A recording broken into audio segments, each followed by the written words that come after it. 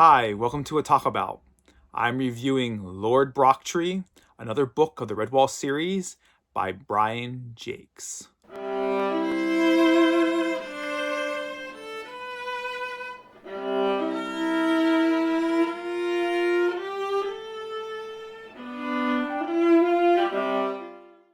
The book opens with Lord Russino telling a tale to all at Salamandastron. The tale starts with the young hare Dottie, who's attacked by vermin and puts up a good fight, but is saved by Lord Brocktree, and they both decide to go to the mountain Salamandastron together. Dottie is sent by her family to fix her troubling ways, and Lord Brocktree has a dream of the mountain and of a enemy he doesn't know. Meanwhile, the cat Ungat Trun comes to the mountain Salamandastron with his hordes of blue painted vermin. He is the brother of Verdaga Green Eyes from the book Mossflower, and he's a sinister villain who believes he owns the earth and tells that to the hares and badger at the mountain. He shows through his magician grotto that he can make the ground shake and the stars fall from the sky. But the badger Stonepaw and his hares defy him and fight back and won't give up the mountain. The hare Fleetscut is sent out to find an army to help Salamandastron, and he runs for days, and it comes upon a squirrel named Jacques the Sling and her followers, and who won't join him in the battle, and they don't like each other at all. But Jacques eventually agrees to join him for war profit, and the two of them go together to try to get together a big army. They are told by an owl they come across of a hare named Bucko Big Bones and his court he is king of, and they go and search for this hare and his followers. Lord Brocktree and Dottie come across the otter Ruff and the mole Girth, and they find come across many others like hedgehogs and shrews, and they soon come across Fleetscut and Jacques, and they all join together to go find Bucko Big Bones. The old badger Lord Stonepaw and his hares fight until they have to hide under the mountain, and some hares become prisoners and they try to escape from underneath the mountain. Some do and go find other good beasts that they join in their effort.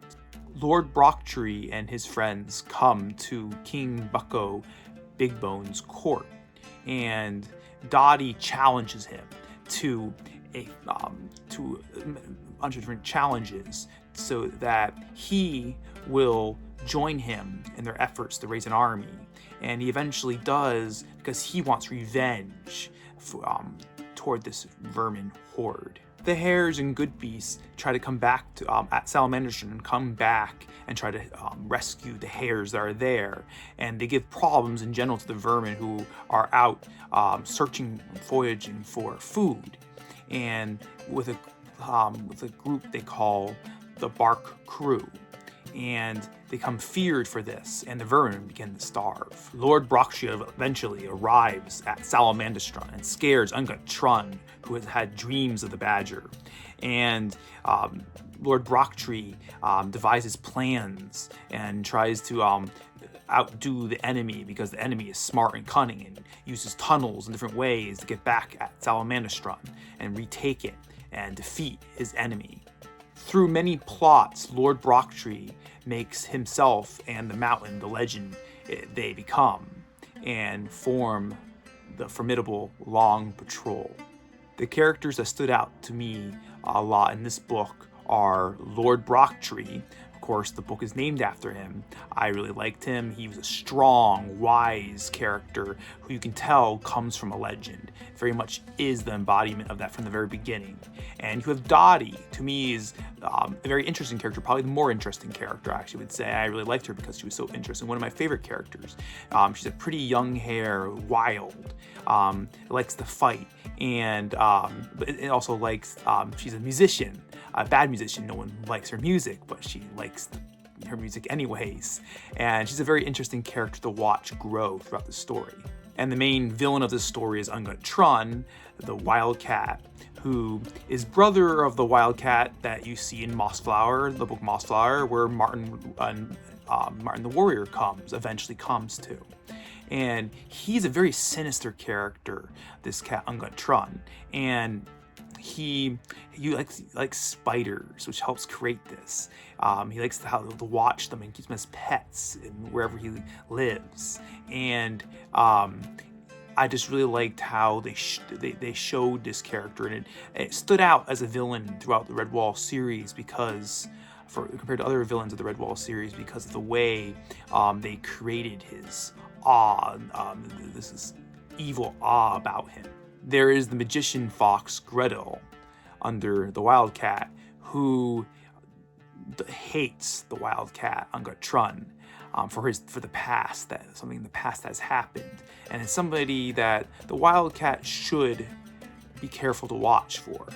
Fleet Scut is an old hare who can run very well, and despite his age, and ends up becoming kind of companion with Jacques, because through their different things they go through, and they come closer because of different things they come through in their adventures, though they really, both of them hate each other and are not short of insults for each other. You have the hare King Bucko Big Bones, a northern hare who is very arrogant, the big hair, likes being king and leader, thinks very highly of himself, but also has his vengeance for his past, wants his vengeance for his past, and is very helpful in this way. He had a hair that grew on me. Didn't necessarily like him at first, but he grew on me.